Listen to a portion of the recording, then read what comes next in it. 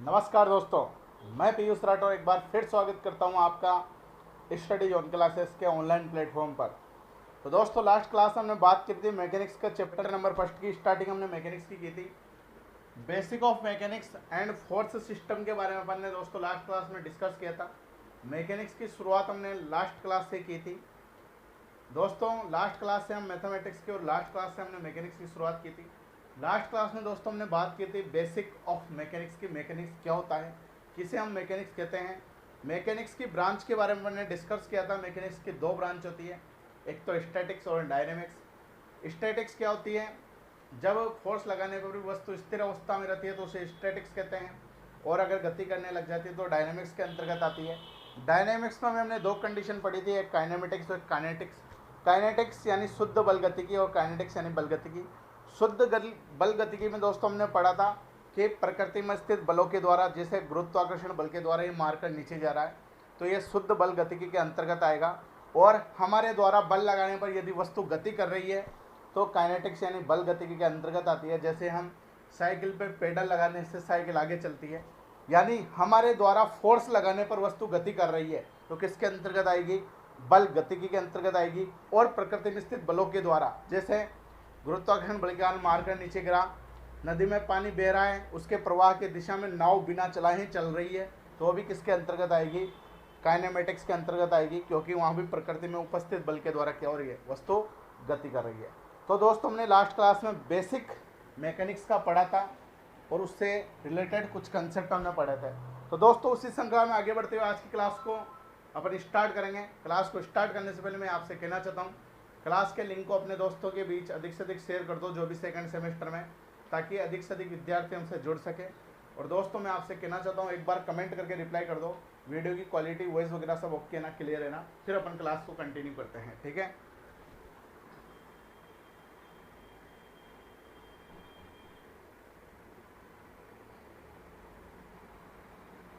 ठीक है भैया, मामला करें क्लास को स्टार्ट। कमेंट करके रिप्लाई कर दे फटाफट एक बार, और कॉपी पेन रजिस्टर साथ में लेके बैठे, ठीक है, साथ के साथ नोट्स बनाते हुए चले। ओके मामला,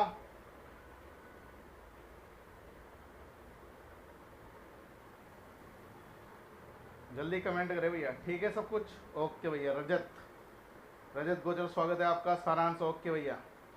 ठीक है भैया, आज की क्लास का हमारा जो पहला टॉपिक है यह है फोर्स। क्या है, फोर्स, जिसे हिंदी में क्या बोलते हैं, बल।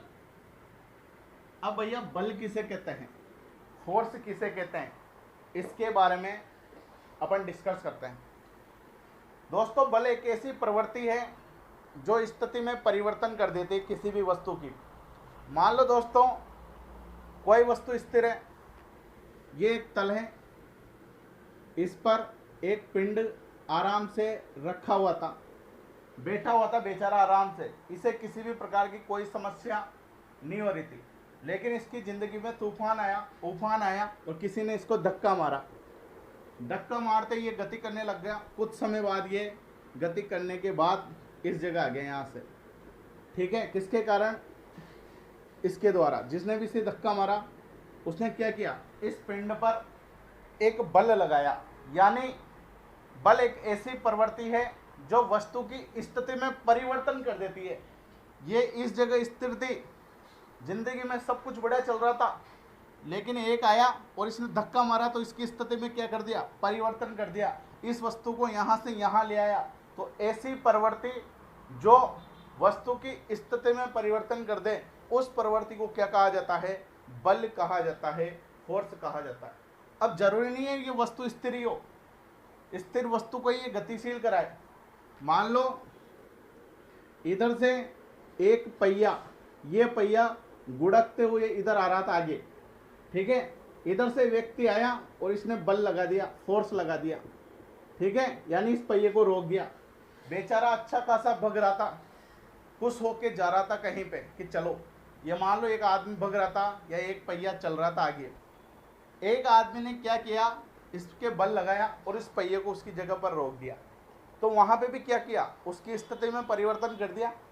तो बल एक ऐसी प्रवृत्ति है जो गतिशील वस्तु को भी रोक सकती है और एक स्थिर वस्तु को भी गतिशील करवा सकती है। ठीक है, अपन जनरली फोर्स की डेफिनेशन क्या देते हैं? फोर्स की डेफिनेशन देते हैं कि किसी वस्तु पर बल लगाने पर वो गति करती है, तो वही बल की परिभाषा होगी क्या? जनरली अगर किसी से आप पूछोगे कि बल की परिभाषा बताओ, तो वह यही कहेगा कि किसी वस्तु पर बल लगाने पर वो गति करते। अरे भैया, बल की तो परिभाषा ही पहुंच रहे हैं, तो परिभाषा में बल का यूज कर रहा है। तो बल एक ऐसी प्रवृत्ति है जो वस्तु की स्थिति में परिवर्तन कर दें, तो उस प्रवृत्ति को क्या कहा जाता है? बल कहा जाता है, फोर्स कहा जाता है। ठीक है भैया, मेरे हिसाब से सभी को क्लियर हो गया होगा, सभी को समझ में आ गया होगा। अब मैं इसकी डेफिनेशन आपको लिखा देता हूँ, फिर ये एग्जाम्पल भी आपको लिखवा दूंगा। ठीक है, तो बल की परिभाषा लिखो, बल की डेफिनेशन लिखो, कॉपी पेन रजिस्टर सब साथ में लेके बैठना। लिखो बल की परिभाषा में किसी भी वस्तु की स्थिति में परिवर्तन करने की, किसी भी वस्तु की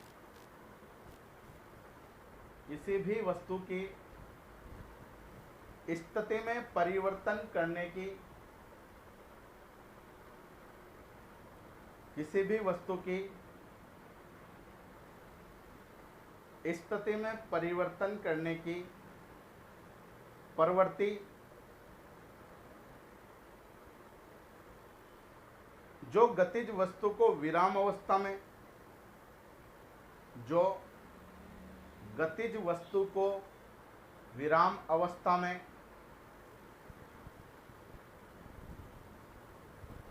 जो गतिज वस्तु को विराम अवस्था में तथा विराम अवस्था वाली स्थिति को वाली वस्तु को तथा विराम अवस्था वाली वस्तु को, विराम अवस्था वाली वस्तु को गतिशील अवस्था में ला देता है या ला देती है। प्रवृत्ति तो स्त्रीलिंग है, फीमेल है, तो ला देती है, गतिज अवस्था में ला देती है। विराम अवस्था वाली वस्तु को गतिज अवस्था में ला देती है, तो ऐसी प्रवृत्ति को बल कहा जाता है। तो ऐसी प्रवृत्ति को बल कहा जाता है। तो ऐसी प्रवृत्ति को क्या कहा जाता है? बल कहा जाता है, फोर्स कहा जाता है। इसकी डेफिनेशन एक बार फिर रिपीट कर देता हूँ। किसी भी वस्तु की स्थिति में परिवर्तन करने की प्रवृत्ति जो गतिज वस्तु को विराम अवस्था में या विराम अवस्था में स्थित वस्तु को गतिज अवस्था में ला देती है, ऐसी प्रवृत्ति को बल कहा जाता है। ठीक है, ये क्या होगी? इसकी डेफिनेशन होगी। तो बल एक ऐसी प्रवृत्ति है जो स्थिर वस्तु को गतिशील करा देती है और गतिशील वस्तु को स्थिर अवस्था में ला देती है। ठीक है भैया, इसके आगे लिखो, पैराग्राफ चेंज करके लिखना, यह एक सदिश राशि है, यह एक सदिश राशि है, यह एक सदिश राशि है,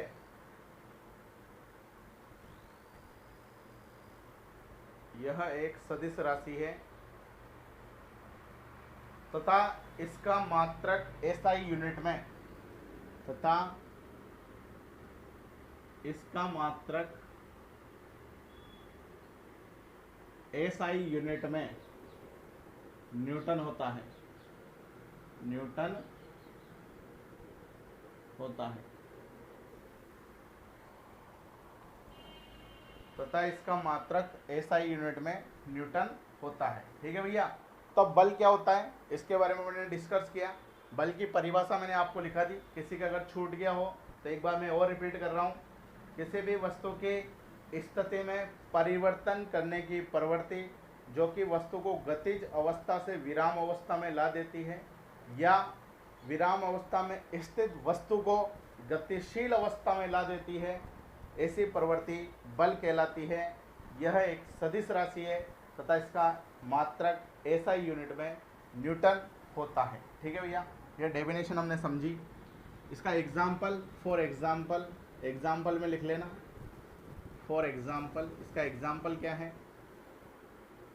ये एक पिंड स्थिर अवस्था में था, बल लगाने के कारण ये पिंड क्या करने लग गया? गतिशील अवस्था में आ गया। ठीक है, यह स्थिर अवस्था है, स्थिर अवस्था।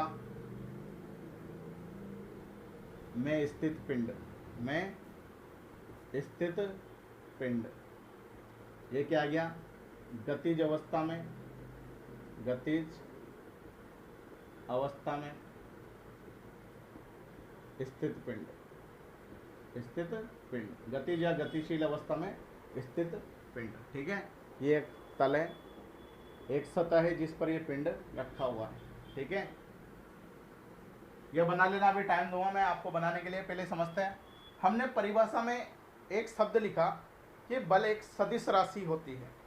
अब ये सदिश राशि क्या होती है, कौन सी बल आ गई, तो भैया सदिश राशि एक ऐसी राशि होती है जिसकी दिशा तथा परिमाण दोनों होते हैं। जो दिशा को और परिमाण को, परिणाम को प्रदर्शित करे उसे क्या कहते हैं, सदिश राशि कहते हैं। अभी दोस्तों मान लो इस पिंड के इस फोर्स ने धक्का इधर मारा तो ये पिंड इधर ही जाएगा, इसी दिशा में जाएगा। कोई जादू टोना थोड़ी होगा कि इस दिशा में नहीं जाएगा उधर आने लग जाएगा, इधर बल देंगे तो वो इधर आने लग जाएगा, ऐसा तो नहीं होगा। जिधर हम बल लगा रहे हैं उसी दिशा में पिंड क्या करेगा, गति करेगा। तो यहाँ पे हमने किसकी बात करी, दिशा की बात करी कि हमने बल लगाने पे ये पिंड इधर की दिशा में गति कर रहा है। तो यहाँ पे बात किसकी की जा रही है, दिशा की बात करी जा रही है। तो यदि दिशा की और उसके परिमाण की बात की जाए तो वह राशि कौन सी राशि कहलाती है, सदिश राशि कहलाती है। और हमने लिखा कि बल का जो मात्रक होता है एसआई यूनिट में वो कितना होता है, न्यूटन होता है। तो भैया जो बल का मात्रक होता है वो न्यूटन होता है, किसमें, एसआई यूनिट में। अब ये एसआई यूनिट क्या होती है, इस एसआई यूनिट के बारे में अपन अभी कुछ ही देर बाद पढ़ेंगे। ये मात्रक की पद्धतियाँ होती है, अलग अलग राशियाँ जो होती है उनकी पद्धतियाँ अलग अलग होती है। तो हर पद्धति में मात्रक अलग अलग होता है। तो बल का एसआई पद्धति में जो मात्रक होता है वो क्या होता है, न्यूटन होता है। और दोस्तों जितनी भी राशियाँ हम मैकेनिक्स के अंदर पढ़ेंगे, चाहे हम फिजिक्स के अंदर पढ़ेंगे, इन सब का जो मात्रक होता है, जो यूनिट होती है, वह एसआई पद्धति में यूज की जाती है। यह स्टैंडर्ड है, ये वैज्ञानिकों ने डिफाइन किया है कि जितनी भी राशियाँ आप पढ़ोगे उन सबके मात्रक कौन सी पद्धति में आपको लेने हैं, एसआई पद्धति में लेने हैं। ठीक है दोस्तों, फिर हमने बल के बारे में पढ़ा, बल के एग्जाम्पल हमने समझा, बल के डेफिनेशन हमने समझी। तो इसको आप नोट कर लो, ये एग्जाम्पल नोट कर लो और नोट करते ही कमेंट कर देना, फिर अपन आगे चलेंगे। ठीक है,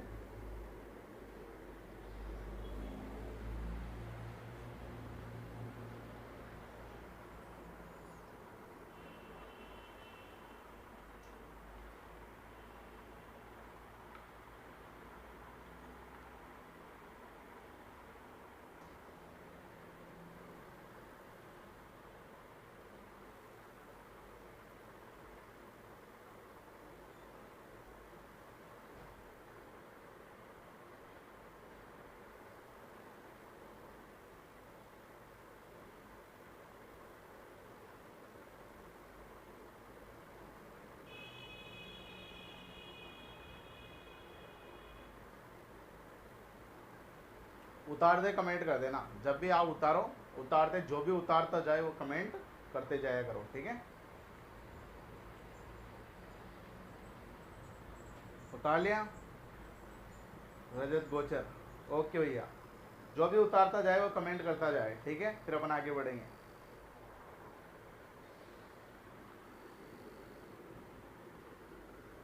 इसके बाद अगले टॉपिक के बारे में अपन डिस्कस करते हैं। तो अब हम आगे चलते हैं।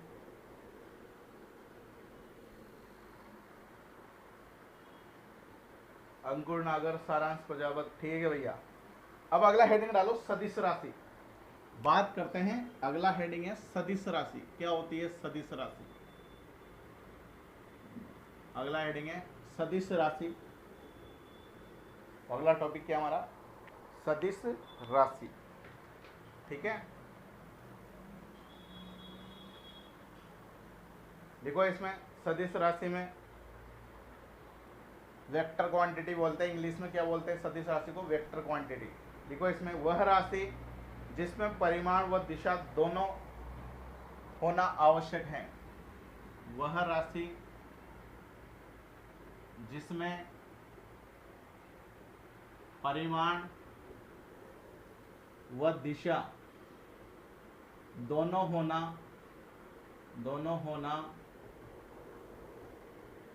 आवश्यक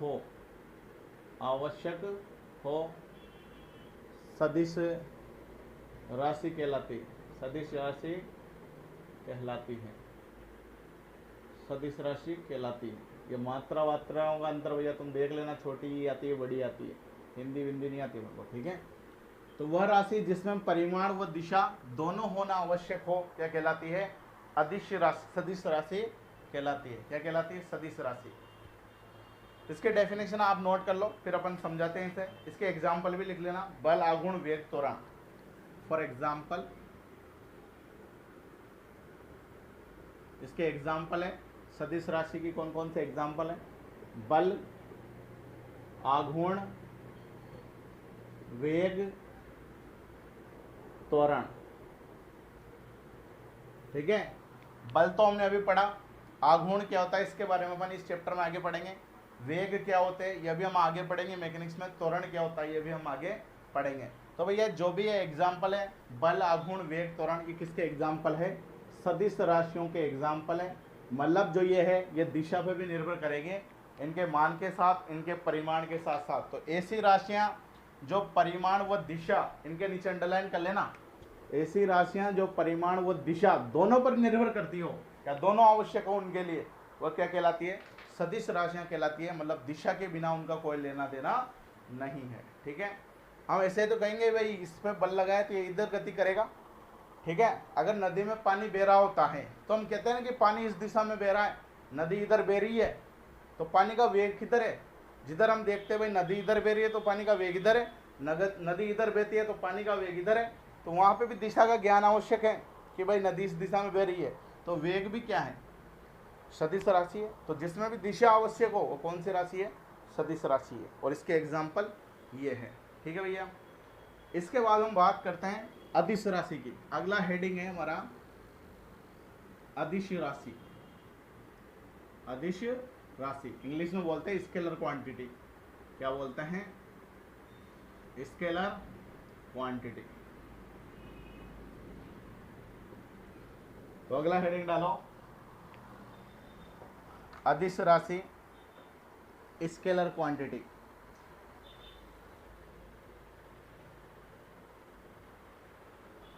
सत्यवीर फीस कितनी है टोटल, भैया कल की क्लास में मैंने आपको बताया था, आप क्लास स्टार्टिंग से नहीं देखते हो यार, नहीं तो क्लास में एक आगे एक इमेज आती है उसमें सब लिखा रहता है।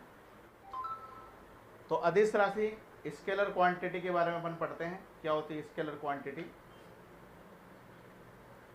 देखो इसमें, वह राशि जिसमें परिमाण के साथ दिशा की आवश्यकता नहीं होती है, वह राशि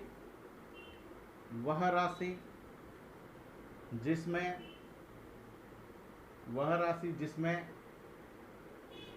परिमाण के साथ दिशा की आवश्यकता नहीं होती है, दिशा की आवश्यकता नहीं होती है,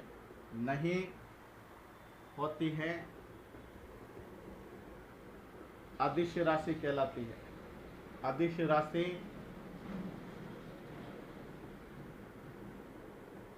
कहलाती है, क्या कहलाती है, अदिश राशि कहलाती है, स्केलर क्वांटिटी कहलाती है। इसके एग्जाम्पल क्या है, अदिश राशि के एग्जाम्पल क्या है, बता सकता है क्या कोई कमेंट करके। अदिश राशि के जो एग्जाम्पल होते हैं वो होता है द्रव्यमान, आयतन, लंबाई इत्यादि। क्या होता है, द्रव्यमान, आयतन, लंबाई इत्यादि, ठीक है। इसकी परिभाषा लिख लेना, पहले समझ लो, मैं समझा देता हूँ। अभी भैया मान लो जो भी ये ऑनलाइन है, मान लो सत्यवीर है, अंकुर है, सारांश है। अभी मान लो कोई पूछता है कि भैया तू कितने किलो का है, तेरा वजन कितना है, तो तुम यही तो कहते हो भाई मैं 14 किलो हूँ, मैं 50 किलो हूँ, मैं 60 किलो हूँ। ये थोड़ी कहते हैं कि मैं 60 किलो इस दिशा में हूँ, मैं 70 किलो इस दिशा में हूँ, कहते हैं क्या। तो द्रव्यमान पर दिशा का कोई इफेक्ट नहीं पड़ रहा, दिशा जरूरी नहीं है।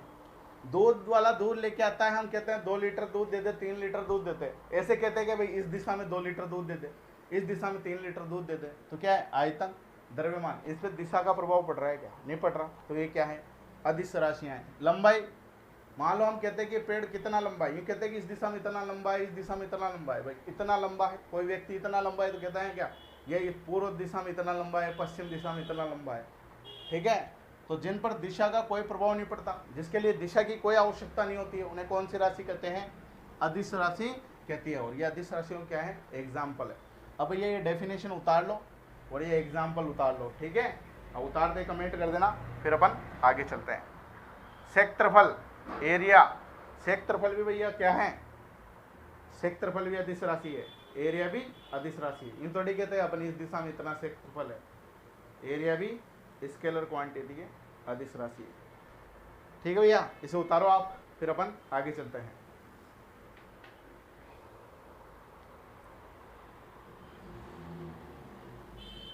मैंने पीछे इत्यादि भी लगा रहा है, इसके अलावा और भी हो सकती है, ठीक है?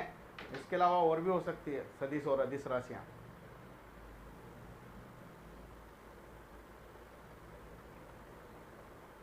उतार दे, कमेंट कर देना।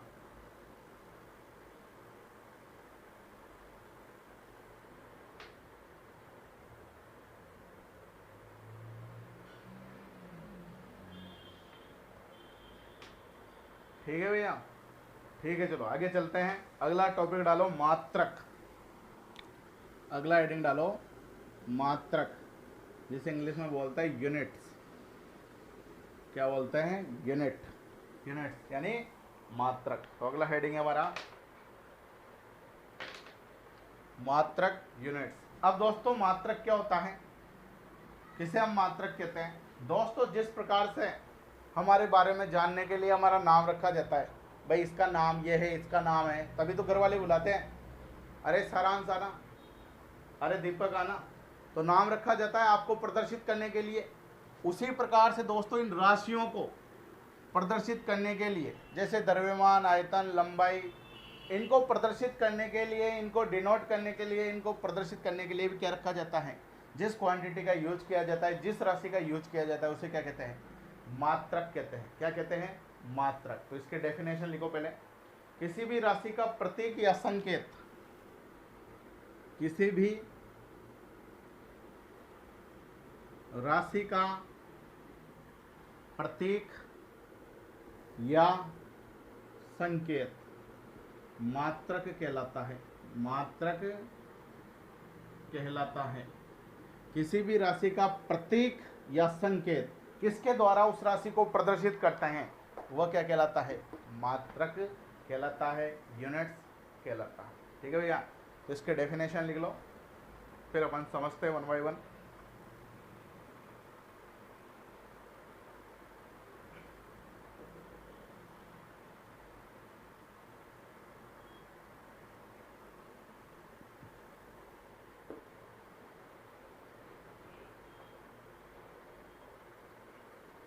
तो किसी भी राशि का प्रतीक या संकेत क्या कहलाता है? मात्रक कहलाता है। ठीक है भैया, अब मात्रक की पद्धतियां नोट डाल के लिखते हैं। मात्रक की पद्धतियां कौन कौन सी होती है? मात्रक की पद्धतियां, जैसे अपना हमारे में भी जातियां होती है, अलग अलग जातियों के लोग होते हैं, उसी प्रकार मात्रकों की भी अलग अलग पद्धतियां होती है। ठीक है, पहली जो पद्धति होती है मात्रक की होती है MKS पद्धति। कौन सी होती है? MKS पद्धति। MKS का मतलब क्या होता है? M का मतलब होता है मीटर, क्या होता है? मीटर। K का मतलब होता है किलोग्राम, किलोग्राम, और S का मतलब होता है सेकंड। ठीक है, तो मात्रक की पहली पद्धति कौन सी हुई? MKS पद्धति, मीटर, किलोग्राम, सेकंड। और इस MKS पद्धति को क्या कहा जाता है? SI पद्धति कहा जाता है। ये SI पद्धति के इक्विवेलेंट होती है, उसके तुल्य ही होती है। ठीक है, तो MKS बोल दो या SI पद्धति बोल दो। ठीक है भैया, तो MKS का मतलब क्या होता है? मीटर, किलोग्राम और सेकंड। इसके बाद मात्रक की जो दूसरी पद्धति होती है वो होती है CGS पद्धति। CGS का मतलब होता है, C का मतलब सेंटीमीटर, सेंटीमीटर, G का मतलब होता है ग्राम, क्या होता है? ग्राम, और S का मतलब क्या होता है? सेकंड। ठीक है, तो सेंटीमीटर, ग्राम, सेकंड, किसका मतलब हो गया? CGS का। इसके बाद एक और पद्धति होती है FPS। कौन सी पद्धति होती है? FPS। F का मतलब होता है फुट, P का मतलब होता है पाउंड, फुट पाउंड और इसका मतलब होता है सेकंड, फुट पाउंड सेकंड। तो मात्रक की 3 पद्धति होती है। सबसे ज़्यादा इंपॉर्टेंट एमकेएस होती है, थोड़ी बहुत इंपॉर्टेंट सीजीएस होती है, ये किसी काम की नहीं होती, बस याद रखना है। तो मात्रक की 3 पद्धति होती है, एमकेएस, सीजीएस, एफपीएस। अभी हम इस चैप्टर में थ्योरेटिकल पार्ट पढ़ेंगे, पहले चैप्टर में। सेकंड चैप्टर से अपन डेरिवेशन पार्ट, न्यूमेरिकल पोर्शन में हमारा स्टार्ट होगा, ठीक है।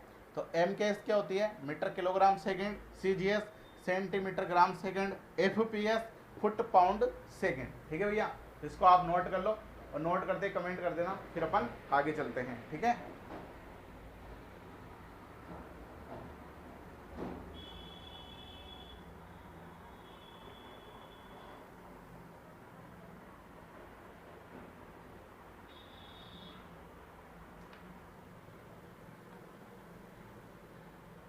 इसे उतार लो भैया फटाफट, इन तीनों पद्धतियों को फटाफट उतार लो जल्दी से, फिर अपन आगे चलते हैं। उतारते कमेंट कर देना।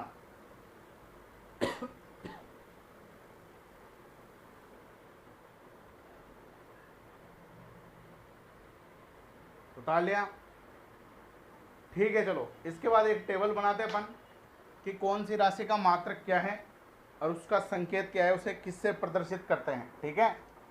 तो एक टेबल है और ये टेबल बहुत इंपॉर्टेंट है, अच्छे से बनाना इसे, ठीक है। बहुत ज़्यादा इंपॉर्टेंट है पूरी मैकेनिक्स में, जो टेबल मैं बोर्ड में बना रहा हूँ, ठीक है। अच्छे से बनाना इस टेबल को। और मैं आपसे कहना चाहता हूँ, जो भी आप नोट्स बनाओ वो बढ़िया रंग बिरंगे पेनों से बनाओ, 2-3 कलर के पेन मार्केट से खरीद के ले आओ, ताकि रंगीन नोट्स रहेंगे। अगर कलरफुल नोट्स रहेंगे तो पढ़ने में मज़ा आता है, इसलिए मैं बोर्ड में भी 2-3 कलर के पेन यूज करता हूँ, ठीक है। तो नोट्स कलरफुल होने चाहिए। और ये नोट्स भैया ये नहीं कि अपन ने फर्स्ट सेमेस्टर सेकंड सेमेस्टर पास करते नोट्स भेज दिए किसी को, ठीक है। ये नोट्स जहाँ तक तुम्हारी नौकरियाँ नहीं लगेगी, जहाँ तक तुम आगे नहीं बढ़ोगे, वहाँ तक ये नोट्स काम आएंगे, ठीक है। तो संभाल के रखना ही ना, कंपटीशन एग्जाम में भी क्वेश्चन आएंगे। और ये नोट्स बहुत शानदार तरीके से मैं बनवाता हूँ, ताकि आगे तक तुम्हें किसी भी प्रकार की कोई परेशानी नहीं आए, ठीक है। तो अब अपन टेबल बनाते हैं। टेबल में क्या क्या है उसे आप बना लो मेरे साथ, ठीक है। सबसे पहले सीरियल नंबर, क्या लिखना है सबसे पहले, सीरियल नंबर। सीरियल नंबर के बाद लिखना है राशि, क्या लिखना है, राशि। राशि के बाद हमें लिखना है प्रतीक, क्या लिखना है, प्रतीक, किसके द्वारा हम उसे रिप्रेजेंट कर रहे हैं, उसका प्रदर्शित करने का तरीका क्या है। इसके बाद है एसआई मात्रक, क्या है, एसआई मात्रक, एसआई मात्रक, ठीक है। ये हमें बनाना है, सीरियल नंबर, राशि, प्रतीक और एसआई मात्रक, ठीक है।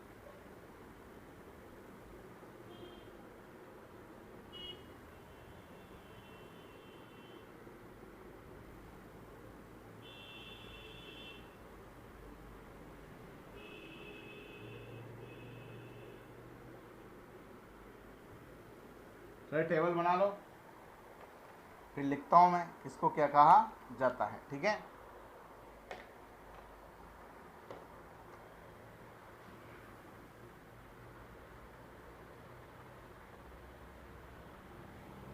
इस एसआई मात्रक में एक और कॉलम बना लेना, ये एसआई मात्रक, एसआई मात्रक के यहाँ नीचे एक कॉलम बना लेना, इसमें लिख लेना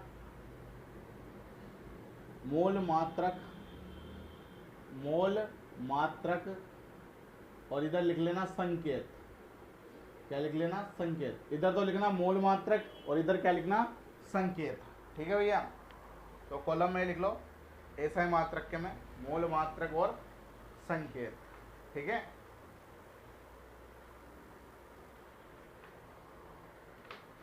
अब इसे लिखते हैं हम। सबसे पहले जो बात करते हैं सीरियल नंबर 1 में, वो बात करते हैं द्रव्यमान की। किसकी बात करते हैं, द्रव्यमान। द्रव्यमान का जो प्रतीक चिन्ह होता है उसे हम एम से रिप्रेजेंट करते हैं। किससे रिप्रेजेंट करते हैं, स्मॉल एम या कैपिटल एम से लिख लो, दोनों से रिप्रेजेंट कर सकते हैं, कैपिटल एम। मोल मात्रक होता है किलोग्राम, क्या होता है, किलोग्राम। द्रव्यमान को किसके द्वारा प्रदर्शित करते हैं हम, किलोग्राम में बोलते हैं भाई ये इतने किलो का है, ये इतने किलो का है। और किलोग्राम को किससे रिप्रेजेंट कर सकते हैं, शॉर्ट में केजी, इससे रिप्रेजेंट कर सकते हैं केजी से, ठीक है। तो ये बात होगी द्रव्यमान की।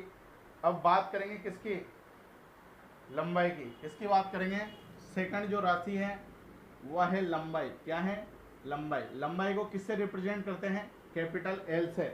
किस में लिखेंगे इसको, मीटर में। किस में लिखेंगे, मीटर में। और मीटर को किससे रिप्रेजेंट करते हैं, स्मॉल एम लिख देंगे।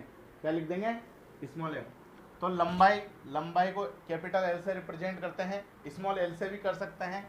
इसका जो मूल मात्रक होता है वो मीटर होता है, और मीटर को किसके द्वारा रिप्रेजेंट करते हैं, स्मॉल एम के द्वारा। ठीक है भैया, ये याद होना चाहिए, ये ढंग से पढ़ लेना, पूरे मैकेनिक्स में इनका यूज आएगा। इसके बाद बात करते हैं समय की। किसकी बात करते हैं, समय की। समय को रिप्रेजेंट करते हैं कैपिटल टी या स्मॉल टी से। इसको लिखते हैं हम सेकंड में। किस में लिखते हैं, सेकंड। इसका मूल मात्रक क्या होता है, सेकंड होता है। और सेकंड को किससे रिप्रेजेंट करते हैं, स्मॉल एस से। किससे रिप्रेजेंट करते हैं, स्मॉल एस से। ठीक है। इसके बाद अगली जो राशि है वो अगली राशि है बल। क्या है, बल। बल, और बल को किससे रिप्रेजेंट करते हैं, कैपिटल एफ से। किससे रिप्रेजेंट करते हैं, कैपिटल एफ से। और इसका जो मूल मात्रक होता है वो न्यूटन। क्या होता है, न्यूटन। अभी मैंने बताया था, ये आगे आएगा। तो क्या आ गया इसका ऐसा मात्रक, मूल मात्रक न्यूटन आ गया। और न्यूटन को किससे रिप्रेजेंट करते हैं, कैपिटल एन से। कैपिटल एन या स्मॉल एन से भी कर सकते हैं। ठीक है, जनरली कैपिटल एन से ही करते हैं। ठीक है। तो भैया ये 4 इंपॉर्टेंट राशियां हैं जो हमने टेबल में बनाई। एक द्रव्यमान, लंबाई, समय, बल, capital M, capital L, capital T, capital F. इनको मूल मात्रक क्या है और शॉर्ट रूप में इन्हें क्या लिखते हैं। ठीक है, ये बहुत इंपॉर्टेंट टेबल है, इसे आप अच्छे से बना लेना। इसके डिजाइन विजाइन स्केल से कर लेना आराम से जब भी करो। ठीक है, तो बहुत इंपॉर्टेंट टेबल है मैकेनिक्स की। अच्छे से इसे रीड कर लेना, अच्छे से इसे समझ लेना, अच्छे से इसे याद कर लेना, नोटेशन इसके क्या क्या है। ठीक है, तो ये हमारी टेबल होगी।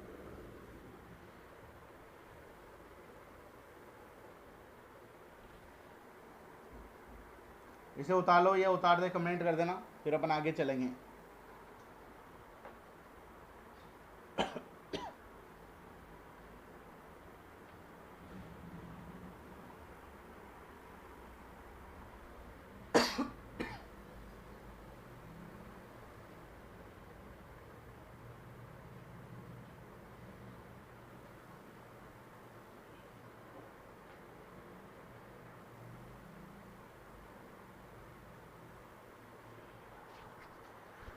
उतार लिया।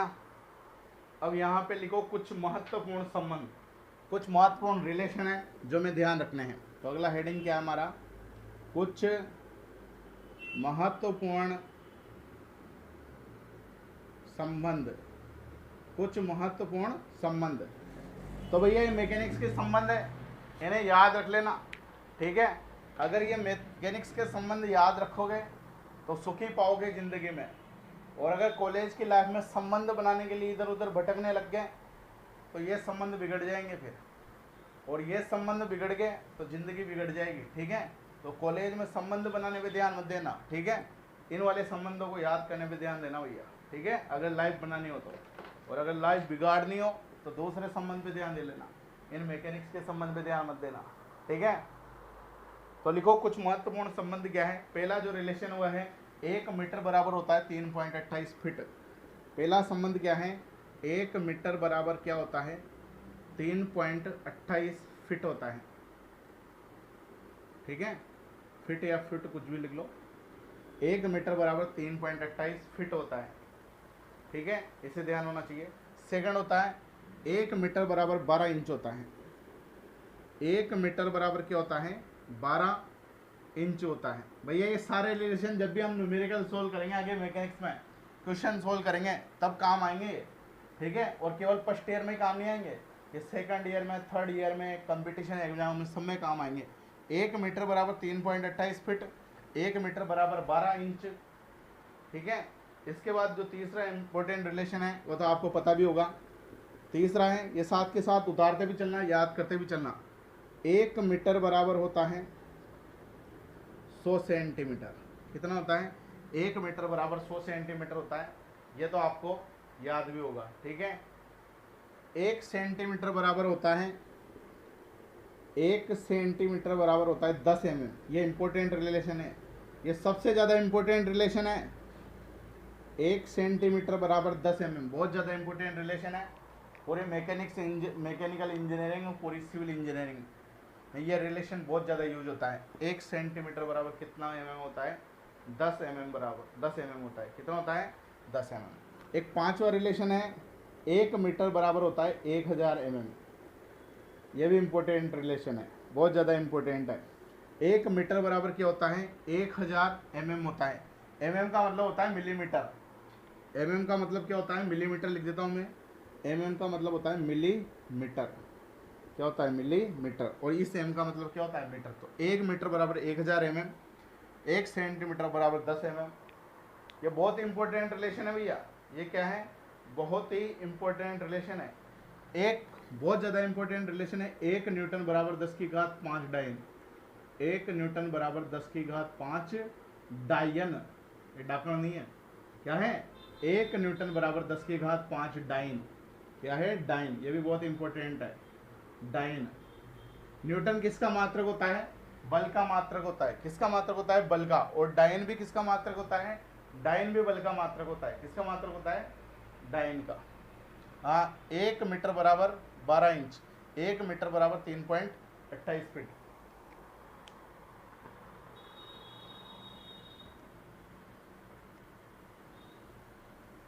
एक ने कमेंट किया, Babulal 1 feet equal to 12 inch. 1 feet equal to 12 inch. 3.28 feet, ये दोनों मीटर मीटर आपस में बराबर हैं, तो 3.28 फीट बराबर 12 इंच रहेगा। तो ठीक है, 12 में इसका भाग जाएगा 3.28 का, तो 1 फीट बराबर इसका भाग जाएगा तो 4 पॉइंट समथिंग कुछ, 3 पॉइंट समथिंग कुछ वैल्यू आएगी। ठीक है, वह रहेगा 1 फीट बराबर। ठीक है, ये रिलेशन याद रखो, ये बहुत ज़्यादा इंपॉर्टेंट है। इससे हम हर प्रकार के रिलेशन बना सकते हैं। ठीक है, 1 न्यूटन बराबर 10 की घात 5 डाई। तो ये कुछ इंपॉर्टेंट रिलेशन है भैया। एक है 1 मीटर क्यूब बराबर 1 मीटर क्यूब बराबर 1000 लीटर। क्या होता है? 1 मीटर क्यूब बराबर 1000 लीटर। भैया इन सारे रिलेशन को, जो भी रिलेशन मैंने बताए, इन सारे रिलेशन को एक कागज पे चिपका देना। एक कागज पे लिखना पहले तो। ठीक है, इन सारे रिलेशन को एक कागज पे लिखना और एक कागज पे लिखकर आपके रूम की दीवार पे चिपका देना। क्या करना? आपके रूम की दीवार पे चिपकाना। जब भी सुबह उठो, उठते ही जब हम चाय पीते हैं, चाय पीते ही चाय की चुस्कियों के साथ एक बार इन्हें पढ़ लो। क्या कर लो? पढ़ लो। इसी प्रकार जब खाना खाते हो, खाना खाने के बाद एक बार फिर इन्हें पढ़ लो। फिर रात शाम को कॉलेज से आने के बाद चाय वाय पीते हो, तो चाय पीते वक्त फिर इन्हें पढ़ लो। और रात में सोने से पहले एक बार इन्हें और पढ़ लो। रोजाना 4 बार पढ़ोगे तो ये चीज़ें टिप्स पे याद हो जाएगी। ठीक है, तो इन बीमारियों को अगर समाप्त करना हो तो 2 बार चाय के साथ और 2 बार पानी के साथ ये टेबलेट आपको लेनी पड़ेगी, जब भी बात बनेगी भैया। ठीक है, तो जो भी फॉर्मूले हो, जो भी ये रिलेशन हो, इसे आप सबसे बढ़िया एक पेज पे भी नहीं लिखो तो जो आपकी फर्स्ट सेमेस्टर में आपने इंजीनियरिंग ड्राइंग की सीट आती थी, उस इंजीनियरिंग ड्राइंग की सीट पे लिख लो और उस सीट पे लिख के दीवार पे चिपका दो और 4 बार एक दिन में जाप करो इनका। ठीक है, जब जाके याद होंगे। ठीक है भैया, इसको आप उतारो और उतार दे कमेंट कर देना, फिर अपन आगे चलेंगे।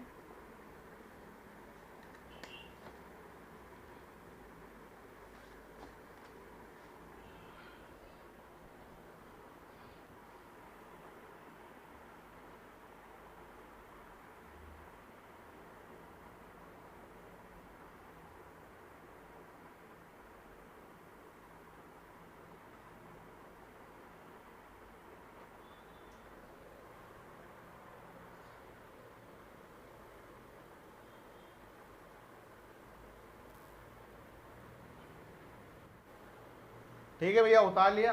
अपन आगे चलते हैं। एक क्वेश्चन नोट करो, बहुत ही इंपॉर्टेंट क्वेश्चन है, बहुत अच्छा क्वेश्चन है। ठीक है, क्वेश्चन के बारे में अपन डिस्कस करते हैं।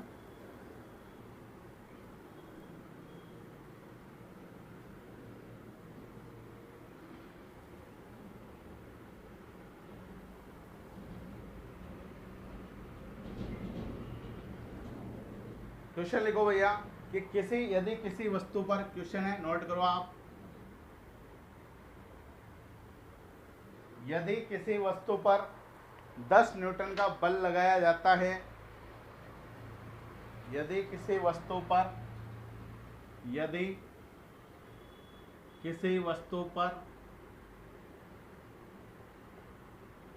10 न्यूटन का बल लगाया जाता है, यदि किसी वस्तु पर 10 न्यूटन का बल लगाया जाता है तो उसका मान यानी बल का मान, उसका मान डाइन में कितना होगा, डाइन में कितना होगा। ठीक है, तो भैया 1 नंबर में आपके एग्जाम में जो क्वेश्चन आते हैं 1-1 नंबर वाले, उनमें ये क्वेश्चन पेपर में आ सकता है कि एक वस्तु है, उस वस्तु पर 10 न्यूटन का बल लगाया जाता है तो उसका मान डाइन में कितना होगा। ठीक है, क्वेश्चन को आप नोट कर लो, फिर मैं इसे सोल्व करवाता हूँ। ठीक है, इसे आप नोट कर लो, फिर इसे अपन सोल्व करते हैं।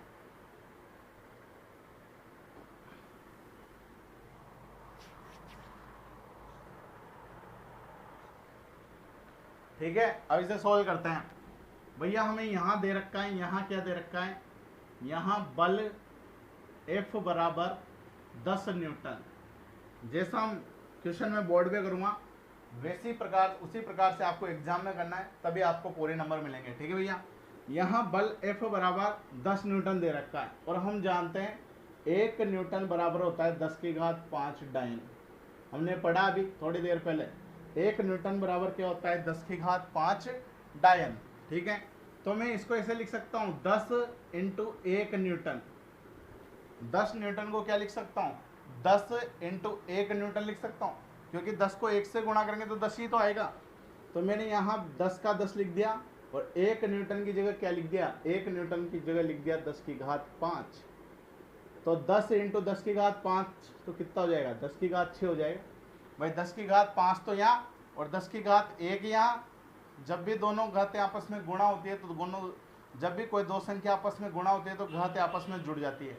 ये 10⁵1 और ये 10⁵5, ये दोनों घातें आपस में जुड़ जाएगी तो 5 + 1 10⁵ कितना आ जाएगा 6। तो 10⁵6 डाइन किसमें आ जाएगा, 10⁵6 डाइन में। तो बल का मान डाइन में कितना होगा, 10⁵6 डाइन होगा। और यही क्या होगा हमारा आंसर, क्योंकि बल का मान किस में पूछा है आंसर, डायन में पूछा है। ठीक है भैया, इस क्वेश्चन में अगर किसी को कोई प्रॉब्लम हो, कोई दिक्कत हो, कोई समस्या हो तो कमेंट करें।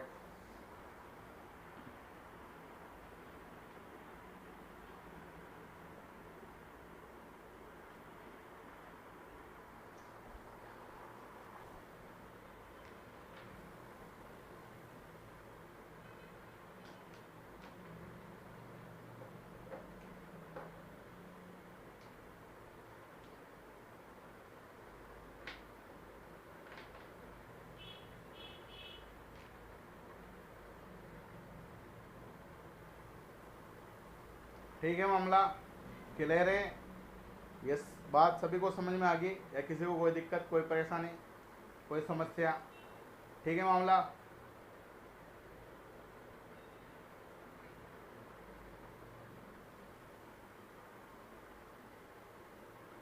ओके भैया सारांश। तो इसे आप नोट कर लो फटाफट, फिर अपन आगे चलते हैं। नोट करते कमेंट कर देना।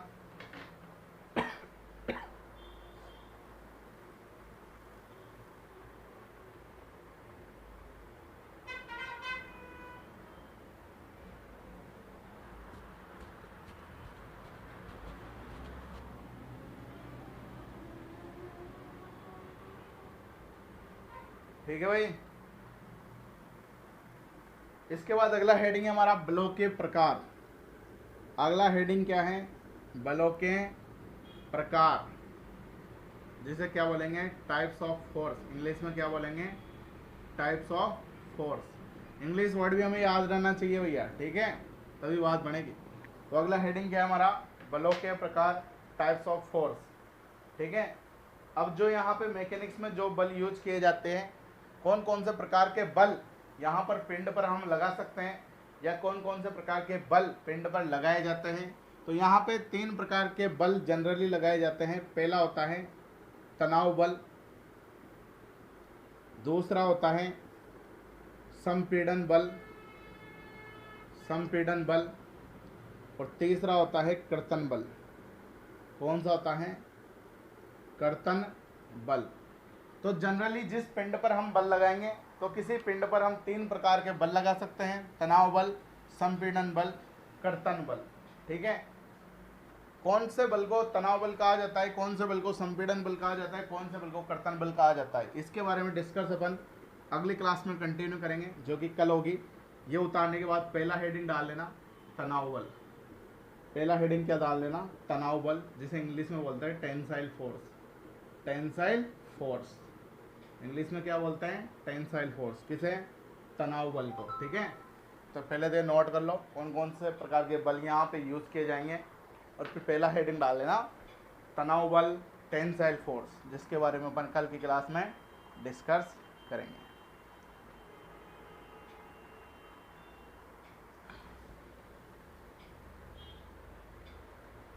तो ठीक है भैया, आशा करता हूँ आपको ये क्लास समझ में आई होगी।